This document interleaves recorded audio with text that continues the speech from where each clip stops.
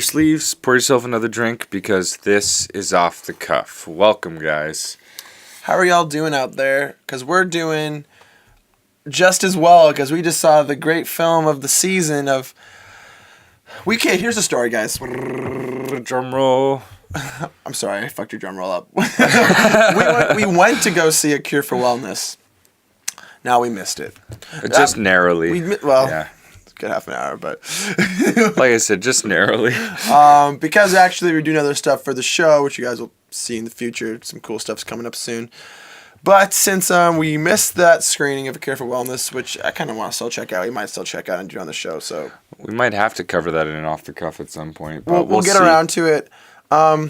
Instead, we saw a movie that's already been out in theaters for a couple weeks now, and no one's talking about. It's a movie no one's talking about. A couple weeks? Just a one. Well, I mean, by the time this comes out, it'll be a couple weeks. Oh, yeah. Yeah, fair. I was trying to shroud this in a bit of mystery. Fucking, I ruined your shroud of mystery. No worries. Anyways, this movie that no one's talking about right now, but that's probably for a reason. That's Fist Fight, featuring Ice Cube, Charlie Day, Tracy Morgan, and Jillian Bell. Those are the big players in this movie. Yeah. I think it's important to say that it's not that bad. It's not as... End the episode. It's really not that bad. We've seen way worse comedies. Example, Masterminds. That's a horrible fucking also, show. Also, Why Him? Yeah, Why Him was even really like bad. The title of the movie should have been Why. I think took a shit during that movie. That doesn't happen during many movies. I'm real serious. Like, actually serious. I'm pretty sure that's the only movie I've ever taken a shit during. It was Why Him. Okay, why did we pay to see this movie? You didn't miss anything. I didn't even notice you were gone. We did a triple feature that day, and that was the one movie we actually paid our money of our pockets to see, because we had coupons and passes for the other two. We figured Office Christmas Party. I'd see it, but I'm not going to pay for it, so let's use a pass for that. Then we saw La La Land, and we were like... In hindsight, we were definitely the one that deserved our money. Yeah, that was the one that deserved our fucking money. But what do we end up Why paying did for? we even Why Him? To be fair, I think we were fucking gunned by the time we got to Why Him. Anyways, very besides the point. So Fist Fight, it's a comedy that just came out a couple weeks ago, and...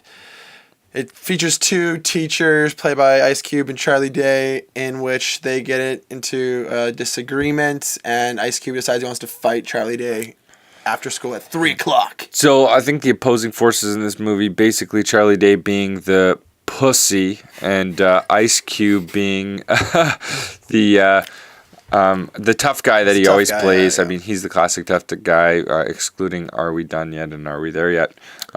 Those are great movies, by the way. Be sure, if you're ever going to watch an Ice Cube movie, watch Are We There Yet? That's a great film. When he fights the CGI deer, it gets me every time. I know. Kyle likes Are We There Yet? I like Are We Done Yet? It's kind of a preference kind of thing. Anyways. It's tough to decide. It's great films. So...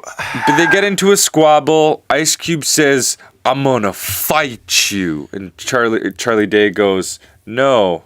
Yeah, that's the thing. Is this movie is kind of I don't know what kind of sense of reality this movie's in, because it doesn't make any sense. Ice Cube is literally a psychopath, 100%. And yeah, it's true. But then he ends up kind of being the good guy, and then also Charlie almost killed a kid with an axe. Spoilers. Sorry, you're not gonna watch this and you haven't seen it. I'm telling you, that happens very early. That sounds that ain't even. We also spoilers. missed the first 5 minutes of this movie.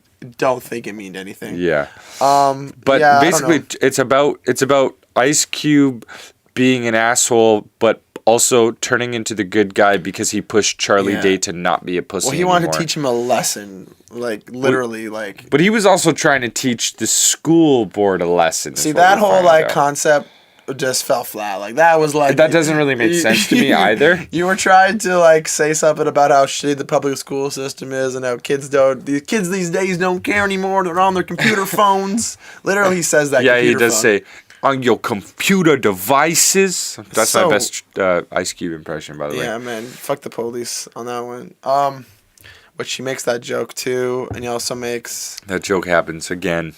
I want to say again. I'm not sure. where it happens first, but if you remember, please leave a comment. Okay, yeah, but to bring back what you opened up this episode with, Daniel, it's not necessarily a bad movie. It's just kind of boring, more or less. Like, let's just put it. Yeah, let's just say it flat out. I'm just glad it was 90 minutes. I feel like if it was even 100 minutes, I would have hated it. But because it's 90 minutes, it felt kind of wrapped up tight. I didn't like. I guess, yeah, at some parts it was boring for me, but there was kind of, I could see them trying to make jokes. Not all of them hit home with me, but like. To me, this was the kind of movie where there was almost like, this is going to sound really harsh, but there was almost no originality. It was like, I think I've seen every scene from this movie in other movies. And it was just kind of like, you knew exactly what was going to happen. And except for the over-the-top comedy, like there was graphic comedy. But even that was like, maybe their attempt at putting something new in. It was just kind of weird. More or less, it was just kind of like you knew where things were going to lead to.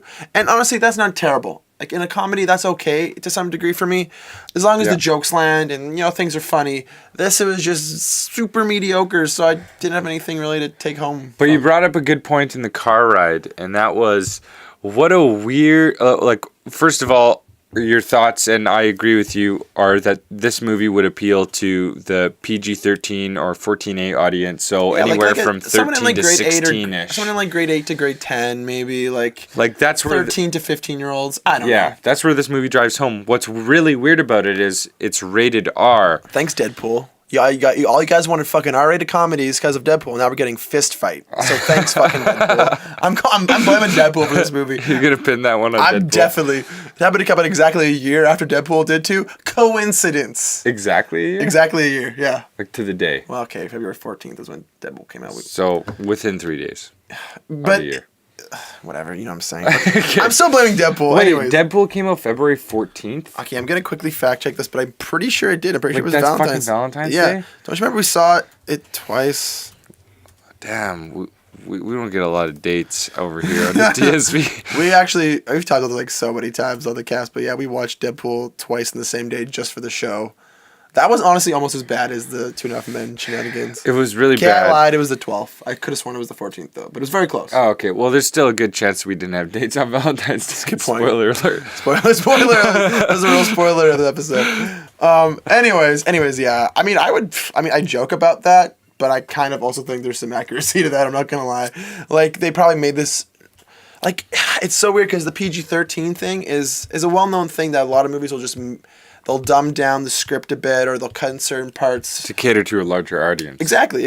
And which, from a marketing standpoint, and when you're selling the idea of a movie to a studio or to anyone really, saying that, oh yeah, we can change the script a little bit and have it cater to 15 million people, or we can let it cater to 12 million and hope it hits home really hard, right? Yeah, like that extra 3 million people might make a difference. Well, you get pros and cons, and right? likely there's probably a larger demographic. Like it's funny now because we earlier or I guess last year now, Suicide Squad, big movie of this example where it was a movie supposed to be R14A, then they dumbed it down to PG-13. That's a bad example of that. That's how you fail because sure maybe it's more people saw it, but the movie suffered because of it, probably for other reasons, but we won't get into that right now. And then fist fights, I guess, another example. Like they went into this movie planning for it to be an R-rated film. I make the assumption, and because of that, we get a movie that feels like a 14A movie with just a lot of weird incest jokes and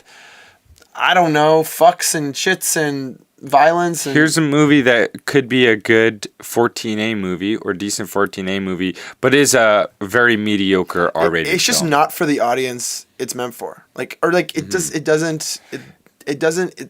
The film itself isn't made for the audience it's actually meant for, basically. Yeah, it's not it's kind of funny, like I don't know. Like to me that's not a huge issue, but obviously like people aren't responding positively to it because this thing cost 25 mil.